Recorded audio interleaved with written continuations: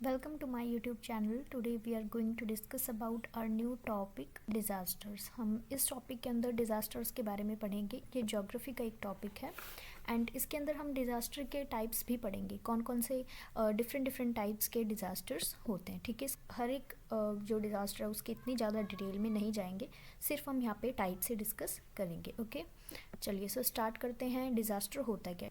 Disaster एक ऐसा event होता है जिससे बहुत ज़्यादा हार्म होता है, बहुत ज़्यादा डैमेज होता है एंड एक ऐसी सिचुएशन क्रिएट हो जाती है जिसमें लोग काफ़ी ज़्यादा परेशान हो जाते हैं. सिर्फ ह्यूमन बीइंग्स ही नहीं बल्कि जो पूरा इकोसिस्टम है, जो एनवायरनमेंट है, वहाँ पे जितना भी इंफ्रास्ट्रक्चर है, एनिमल्स, उन सबको काफ़ी ज़्यादा नुकसान होता है. ठीक है, अब हम देखते हैं कैरेक्टरिस्टिक्स क्या होती हैं डिज़ास्टर्स की. First one is disasters occur without warning. बिना वार्निंग के डिज़ास्टर होते हैं. हमें पता नहीं होता कि इस टाइप की कोई सिचुएशन बनने वाली है, ठीक है, या फिर ऐसा कुछ होने वाला है, तो ये बिना वार्निंग के आते हैं. दूसरा, ये हमारी नॉर्मल फंक्शनिंग को इंटरप्ट करते हैं एक सोसाइटी के अंदर.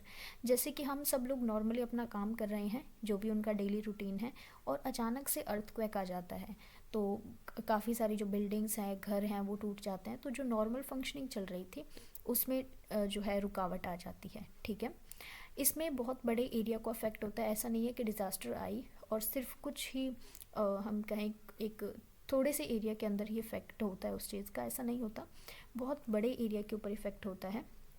उसके अलावा बहुत ज़्यादा हार्म भी होता है. कई लोगों की जानें चली जाती हैं, इंजरी होती है एंड जो इकोसिस्टम है उसको भी काफ़ी ज़्यादा नुकसान होता है. ठीक है, ओके, सो इसमें आपको एक वोल्केनिक इरप्शन दिखाई दे रहा है. यहाँ पे फ्लड है एंड मीन्स घर के अंदर पानी आ गया फ्लड की वजह से एंड ये फर्स्ट एड प्रोवाइड कराई जा रही है. सबसे पहले हम नेचुरल डिज़ास्टर्स की बात करेंगे, उसके बाद जो ह्यूमन मेड डिज़ास्टर्स हैं उनको पढ़ेंगे. नेचुरल डिज़ास्टर्स में भी पहला टाइप है जियोलॉजिकल डिज़ास्टर्स.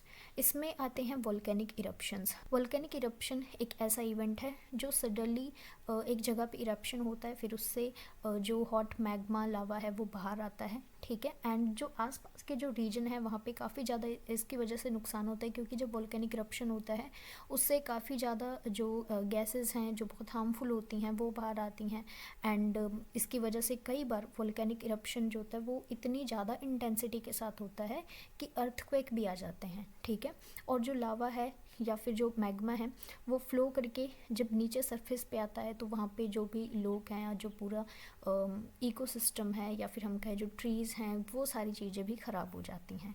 सो वोल्केनिक इरप्शन एक बहुत बड़ी प्रॉब्लम है कुछ रीजन्स के अंदर. जैसे रिंग ऑफ फायर है, उन रीजन्स में काफ़ी ज़्यादा वोल्केनिक इरप्शंस होते हैं.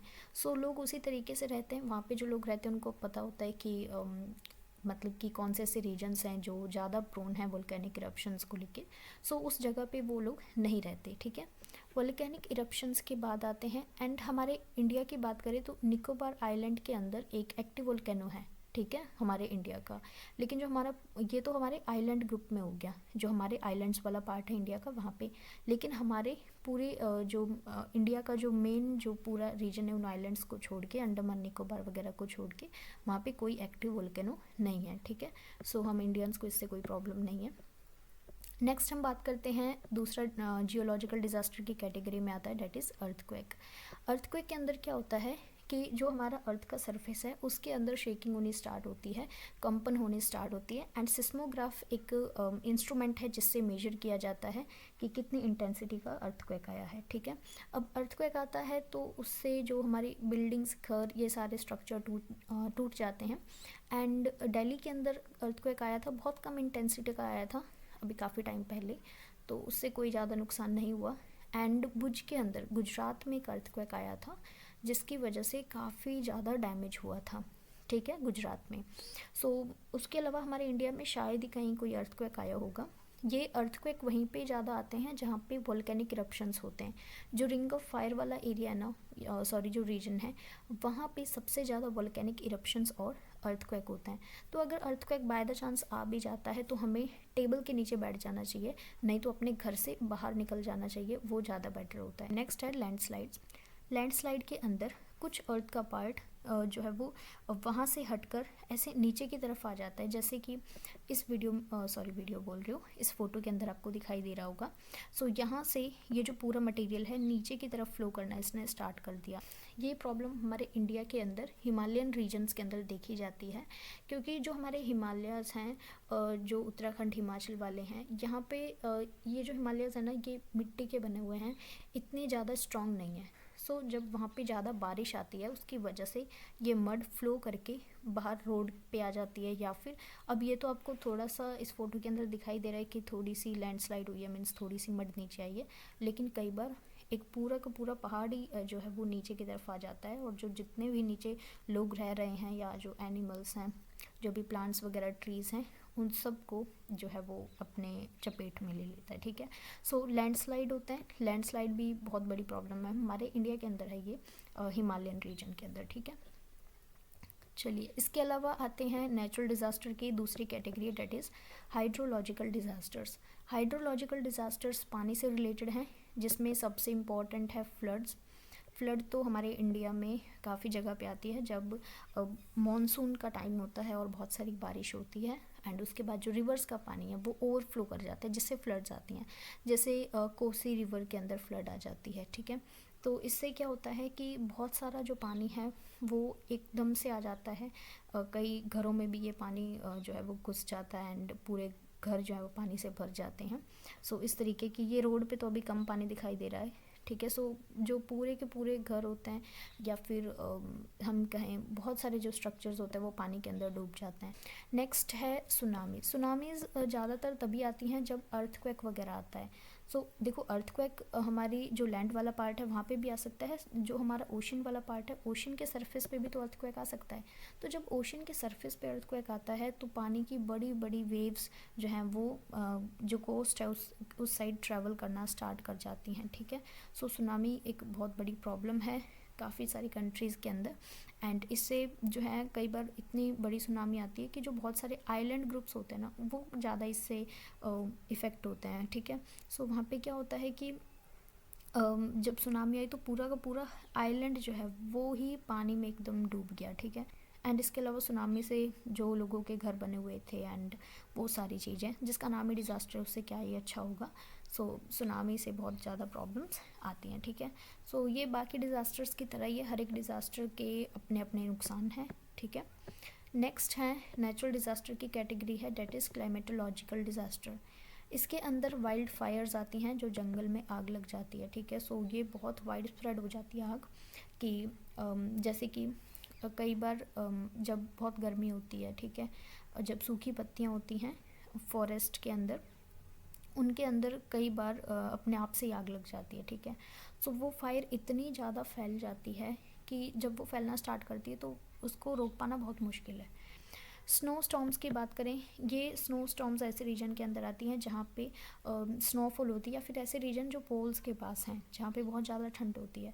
तो इस तरीके की ये जो आपको वाइट कलर की ये स्नो दिखाई दे रही है, बहुत तेज़ हवाएं चलती हैं, एंड जैसे हमारे बारिश होती है ना, बहुत तेज़ बारिश होती है, तो इस तरीके से यहाँ पे बहुत ज़्यादा स्नोफॉल होती है और इतनी तेज़ हवाएं चलती हैं, स्नो वाली ठंडी हवाएं, तो उन्हीं को स्नो स्टॉर्म्स कहते हैं। ठीक है, सो ये पर्सन कुछ शायद पता नहीं क्या कर रहा है। सो ये स्नो स्टॉर्म्स और वाइल्ड फायर्स एक क्लाइमेटोलॉजिकल डिज़ास्टर्स हैं। नेक्स्ट है मीटरोलॉजिकल डिज़ास्टर, ये भी नेचुरल डिज़ास्टर्स का ही एक टाइप है। इसके अंदर आता है साइक्लोन्स, इंडिया में हम साइक्लोन्स बोलते हैं, इसको ह्यूरिकेन्स भी बोल सकते हैं और टाइफून्स भी बोल सकते हैं। ठीक है, सो ये इस तरीके से बहुत तेज़ ऐसे मतलब कि पानी का एक सर्कल सा बन जाता है। सो पानी के अंदर बहुत तेज़ मूवमेंट स्टार्ट होता है और फिर वो सरफेस की तरफ या फिर जो हमारे कॉन्टिनेंट्स हैं, लैंडमास की तरफ मूव करना स्टार्ट होता है। ठीक है, इसमें बहुत ज़्यादा रेनफॉल भी आती है, बहुत तेज़ हवाएं चलती हैं, इन्हीं को ही हम साइक्लोन्स कहते हैं। जो हमारे इंडिया की कोस्ट लाइन है वो काफ़ी ज़्यादा इससे इम्पेक्ट होती है। ठीक है, यहाँ पे कोस्ट लाइन पे जितनी भी कंट्रीज़ हैं, तमिलनाडु, केरला, यहाँ पे ये प्रॉब्लम ज़्यादा देखने को मिलती है। तो साइक्लोन्स वहीं पे आएंगे जहाँ पे जो पानी वगैरह होगा वो पास होगा, या फिर जो ओशन वाला पार्ट पास होता है। सो इंडियन ओशंस में भी आते हैं, इसके अलावा जापान के अंदर एंड ऑस्ट्रेलिया में। सो सभी मेजरली कॉन्टिनेंट्स के अंदर ये प्रॉब्लम देखने को मिलती है। नेक्स्ट है मीटरोलॉजिकल डिज़ास्टर्स, जैसे कि इसी का एक टाइप है ड्रॉट्स। तो ड्रॉट्स के अंदर सूखा या अकाल पड़ जाता है, बारिश की एक बूंद भी नहीं पड़ती, और जो पूरा लैंड मास होता है वो एकदम मतलब ऐसे कह सकते हैं कि हम डेजर्ट में कन्वर्ट हो जाता है, ठीक है, जहाँ पे हमें बहुत कम वेजिटेशन देखने को मिलती है।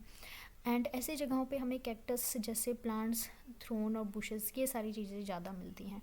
यहाँ पे एग्रीकल्चर भी नहीं हो सकता एंड लोगों के लिए सर्वाइव करना बहुत मुश्किल हो जाता है, ठीक है।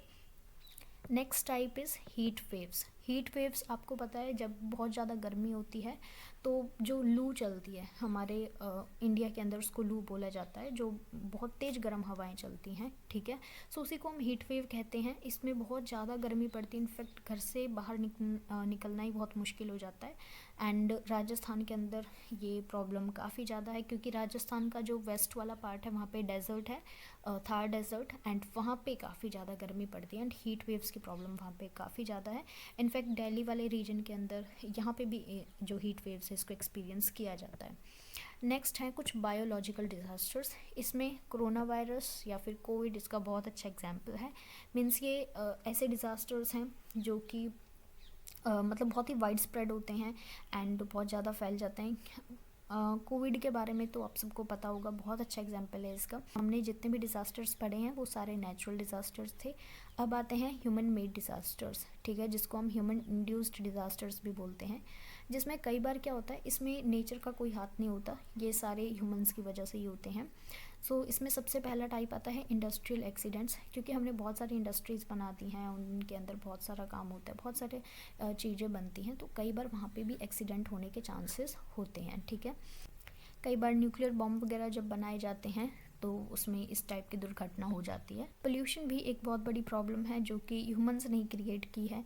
इसमें एयर पोल्यूशन, वाटर पोल्यूशन, सो ये सारे पोल्यूशन आते हैं। लैंड डिग्रेडेशन की प्रॉब्लम, ठीक है। सो जितने भी इस टाइप के पोल्यूशंस वाली प्रॉब्लम है, ये भी एक टाइप का डिज़ास्टर ही है। जैसे कि अगर कोई हम कहें, कौन सा एग्जांपल लें, जैसे कि एयर है, अगर एयर के अंदर हम हमारी जो नेचुरल है ऑक्सीजन जो हम लेते हैं, इनहेल करते हैं, इसके अंदर अगर हम कोई इंडस्ट्री के अंदर कुछ ऐसे केमिकल्स वगैरह की वजह से इस तरीके का गैसेस जो हैं वो बाहर आ रही हैं, जो कि उन गैसेस के साथ मिलके बहुत हार्मफुल हो जाती हैं। सो उसकी वजह से भी जब हम ब्रीथ इन करेंगे सो उससे वो सारी गैसेस भी हमारे अंदर जाएंगी एंड उससे काफ़ी ज़्यादा प्रॉब्लम होगी, ऑफकोर्स होगी। सो ये हो गया प्रॉब्लम पोल्यूशन की। डिफॉरेस्टेशन के अंदर एक बहुत लार्ज फॉरेस्ट वाला रीजन का है, या फिर ऐसा रीजन जहाँ पे काफ़ी सारी वेजिटेशन है, सो उस वेजिटेशन को रिमूव कर देना ही डिफॉरेस्टेशन होता है। वहाँ से जो नेचुरल वेजिटेशन है उसको हटा देना। अब ये नेचुरल वेजिटेशन वहाँ से हटाना, ये सारा काम करते हैं ह्यूमंस, ठीक है। जैसे कि फॉरेस्ट को बर्न कर दिया, फॉरेस्ट के एक बहुत सारे जो रीजन है उसको काट दिया, वहाँ पे एग्रीकल्चर करना स्टार्ट कर दिया। सो ये डिफॉरेस्टेशन हो गया। बॉम्ब्स का एक्सप्लोजन हो जाता है एंड कई बार जानबूझ के भी किया जाता है, जैसे कि वर्ल्ड वॉर के टाइम पे हुआ था। बहुत सारे वॉर्स होते हैं, वॉर से काफ़ी ज़्यादा नुकसान होता है।